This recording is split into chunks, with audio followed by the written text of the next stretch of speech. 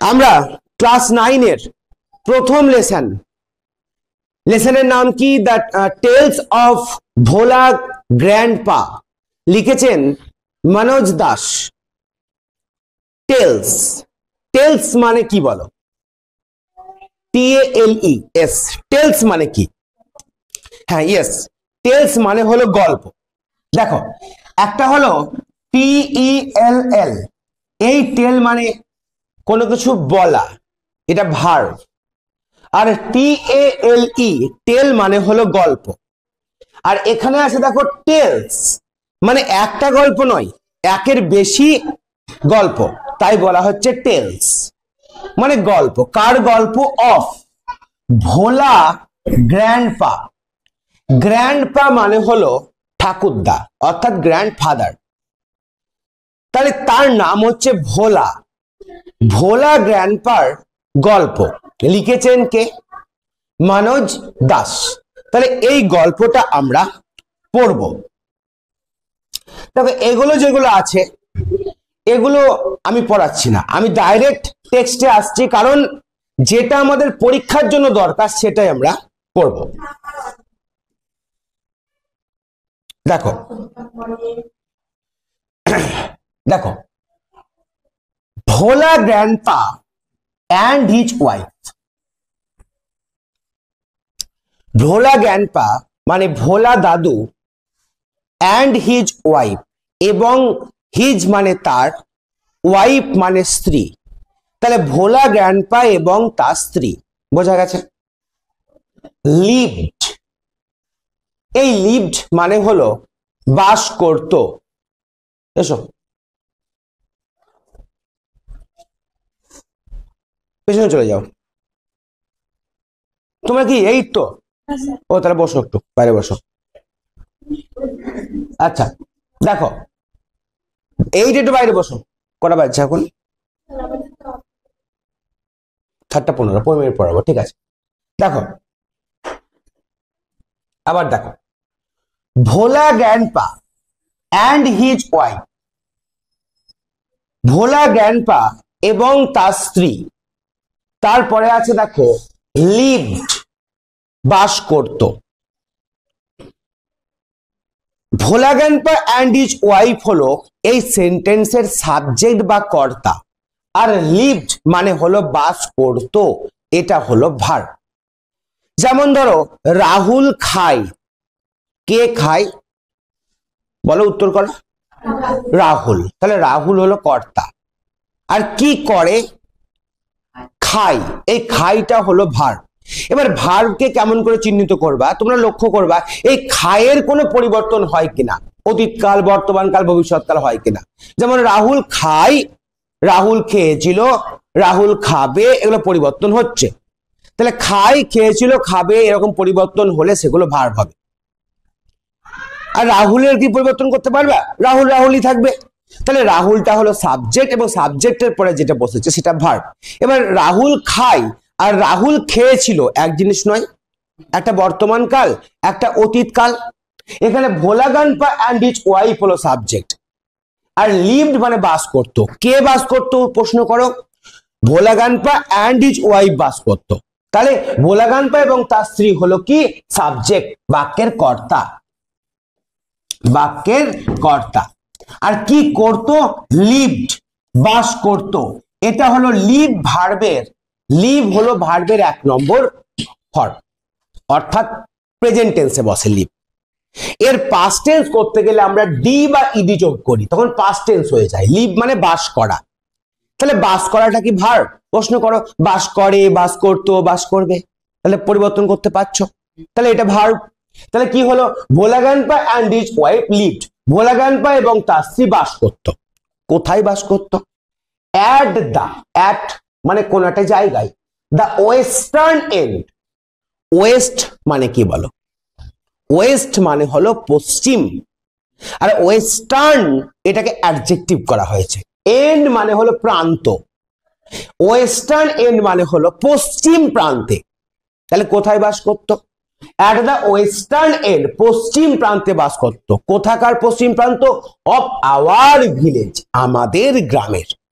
যে বলছে এই গল্পটা, সে বলছে যে ভোলা গ্যান্ডপা এবং তার স্ত্রী বাস করত আমাদের গ্রামের পশ্চিম প্রান্তে। বলো প্রথম সেন্টেন্সটা বুঝতে পেরেছো কি পারোনি? বুঝতে পেরেছো? দেখো, ভোলা গ্যান্ডপা অ্যান্ড হিজ ওয়াইফ, ভোলা গ্যান্ডপা এবং তার স্ত্রী লিভড বাস করত অ্যাট দ্য ওয়েস্টার্ন এন্ড পশ্চিম প্রান্তে অফ আওয়ার ভিলেজ আমাদের গ্রামে। এবার দেখো, এ লার্জ বকুল ট্রি, তাহলে ট্রি মানে কি বলো? ট্রি মানে গাছ, বকুল ট্রি মানে বকুল গাছ, আর লার্জ মানে বড়, আর এ মানে একটি, তাহলে একটি বড় বকুল গাছ। বোঝা গেল? এ লার্জ বকুল ট্রি, একটি বড় বকুল গাছ হয়েছে। তারপরে আছে দেখো ওভার শ্যাডোড, এটা ভার্ব, দেখো ইডি যোগ আছে। ওভার শ্যাডো করা মানে কি করা? ছায়া করে থাকা, ছায়া করে থাকা। আর ওভার শ্যাডোড মানে হলো ছায়া করে থাকতো বা ছায়া করেছিল। কোথায়? দেয়ার হাট, দেয়ার মানে তাদের, হাট মানে কুড়ে ঘরটিকে। তাদের বলতে ভোলা গ্যান্ডপা এবং তার স্ত্রীর যে কুড়ে ঘর, সেই কুড়ে ঘরটিকে ছায়া করে ছিল। কে ছিল? এ লার্জ বকুল ট্রি, একটা বড় বকুল গাছ। ওভার শ্যাডোড মানে ছায়া করেছিল, দেয়ার হাট মানে তাদের কুড়ে ঘরটিকে। বুঝতে পারছো? তারপরে দেখো, দেখো ইন দা বকুল ট্রি, বকুল গাছের মধ্যে লিভড বাস করত a small troop of monkeys. Monkeys মানে কি বলো? মাঙ্কি মানে কি? বানর। এখানে আছে মাঙ্কিজ মানে বানর, মানে অনেকগুলি বানর। ট্রুপ মানে কি? TROOP, ট্রুপ মানে কি? ট্রুপটা হচ্ছে কালেকটিভ নাউন, দল। ঠিক আছে, যেমন তোমাদের এটা ক্লাস, ক্লাসটা কালেকটিভ নাউন, একসঙ্গে সবাই মিলে আছো ক্লাস। গ্রুপ এগুলো কালেকটিভ নাউন, গ্যাং এগুলো কালেকটিভ নাউন। তুমি ট্রুপ মানে দল, তাহলে কার দল? কোনো পশুর দল হলে ট্রুপ বলি আমরা। তাহলে ট্রুপ অফ মাঙ্কিস মানে একদল বানর বাস করত। এবার দলটা বড় ছিল না ছোট ছিল? এ স্মল ট্রুপ, ছোট্ট দল, খুব বড় দল নয়, ছোট একটা দল, মানে খুব বেশি বানর ছিল না, কয়েকটা বানর হতে পারে, তার একটা দল বাস করত। ঠিক আছে, ভোলা গ্যান্ডপা অ্যান্ড হিজ ওয়াইফ, ভোলা গ্যান্ডপা এবং তার স্ত্রী মাইন্ড ইট মানে মনে করতো, আর ডিড নট মাইন্ড ইট মানে কিছু মনে করতো না এতে। ওই যে বানরগুলো বাস করতো এতে কিছু মনে করতো না। বুঝতে পেরেছো? প্রথম 3 লাইন বুঝতে পেরেছো কি পারোনি? আশা করি বুঝতে পেরেছো। এবার তোমরা লক্ষ্য করো, Bhola grandpa and his wife lived at the western end of our village, যে ভোলা গ্যান্ডপা এবং তার স্ত্রী আমাদের গ্রামের পশ্চিম প্রান্তে বাস করত। কে বাস করত? ভোলা গ্যান্ডপা এবং তার স্ত্রী। তাহলে এটা হলো সাবজেক্ট। কি করত? বাস করত। V2 সাবজেক্টের পরেই দেখো বসেছে। এ লার্জ বকুল ট্রি, একটা বড় বকুল গাছ, ওভার শ্যাডোড ছায়া করেছিল, দেয়ার হাট তাদের কুড়ে ঘরটিকে। কে ছায়া করেছিল? এ লার্জ বকুল ট্রি, একটা বড় বকুল গাছ। তাহলে কোনটা সাবজেক্ট হবে? একটা বড় বকুল গাছ, এইটা পুরোটাই এ লার্জ বকুল ট্রি, এই পুরোটাই হলো সাবজেক্ট। আর কি করেছিল? ওভার শ্যাডোড ছায়া করেছিল, এটা হলো V2। বোঝা গেল? তারপর দেখো এই দুটো সেন্টেন্সে দেখলা সাবজেক্টের পরে V2 বসলো, তাই না? 3 নম্বর সেন্টেন্স দেখো, ইন দা বকুল ট্রি, বকুল গাছের মধ্যে। 3 নম্বর সেন্টেন্সটা লক্ষ্য করো, ইন দা বকুল ট্রি, বকুল গাছের মধ্যে, লিভড বাস করত, a small troop of monkeys একদল বানর। কে বাস করত? একদল বানর, একদল বানর, এ স্মল ট্রুপ অফ মাঙ্কিজ। এইটা হলো সাবজেক্ট, এইটা হলো V2, আর এইটা পরে। এটা কিভাবে লেখা যেত? এটা লেখা যেত এ স্মল ট্রুপ অফ মাঙ্কিজ, একটি ছোট্ট বানরের দল, লিভ বাস করত, ইন দা বকুল ট্রি। এইভাবেও লেখা যেত, কিন্তু যখন লেখকরা লেখে তখন জোর দেওয়ার জন্য বলে, জোর দেওয়ার জন্য যখন বলে আগে পিছু করে কোনো জিনিসকে। বোঝা গেল কি বলতে চাইছি? সেই জন্য এটা উল্টো করা আছে। যে সেখানে আমি বললাম যে রাম এই বানরটিকে মেরেছিল। সেই বানরটিকে মেরেছিল কে? সে আর কেউ নয়, সে হলো রাম। লাস্টে বললাম রাম। তাহলে এই যে রাম বললাম, এ রামই কর্তা। লাস্টে কেন বললাম? সুন্দর করে বোঝাবার জন্য, আরো জোর দেওয়ার জন্য বললাম। তাহলে অ্যাকচুয়ালি এটা সাবজেক্ট, এটা ভিটু হওয়া উচিত, এইভাবেই বসানো উচিত ছিল। কিন্তু উচিত থাকলেও তোমাদেরকে বোঝানোর জন্য, ভাবার জন্য, চিন্তা করানোর জন্য লেখকরা তার ল্যাঙ্গুয়েজটাকে পাল্টায়। বোঝা গেছে? আরো যখন উঁচু ক্লাসে উঠবে ল্যাঙ্গুয়েজ আরো সুন্দর হয়, আরো মিষ্টি হয়, আরো এর মধ্যে রস আছে। যখন সুন্দরভাবে কোনো কথা বলা হয় আরো সুন্দর রস এখান থেকে পাওয়া যায়, শুধু ফলেরই রস পাওয়া যায় না। দেখো, তাহলে এ হয়ে গেল আমাদের। এবার দেখো, Bhola grandpa and his wife did not mind it. Bhola grandpa এবং তার স্ত্রী এটাই কিছু মনে করতো না। কে মনে করতো না? ভোলা গ্র্যান্ডপা এবং তার স্ত্রী কিছু মনে করতো না। বোঝা গেল? ভোলা গ্র্যান্ডপা এবং তার স্ত্রী এতে কিছু মনে করতো না। বলো, এই 3 লাইন কি বুঝতে পেরেছো? যদি বুঝতে পেরেছো তাহলে তুমি খুব ভালো দোকানদার হয়েছো। অর্থাৎ যে গল্পটা তোমাদের বললাম, বোঝা গেল? এইটা বোঝার চেষ্টা করো, যেটা বলছি বোঝার চেষ্টা করো। এই 3টে লাইন যদি বুঝতে পেরেছো তাহলে খুব সুন্দর। এবার দেখো, আমি তোমাদের এখান থেকে ট্রু ফলস করতে দিচ্ছি। ট্রু ফলস 1 নম্বর তোমরা বলবে। আমি বললাম ভোলা grandpa only lived at the western end of the village. এটা অনলি করিও না, এটা করে অ্যালন। অ্যালন, অ্যালন মানে একা। বলো এটা ঠিক হবে না ভুল হবে? ভুল কেন? এখানে আছে অনলি বা অ্যালন। এই অনলি বা অ্যালন মানে একা বাস করতো, তাহলে এটা ভুল।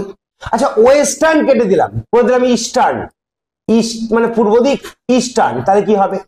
তাহলেও ভুল। পূর্ব দিক। At the middle of the village, তাহলেও ভুল। বোঝা গেল?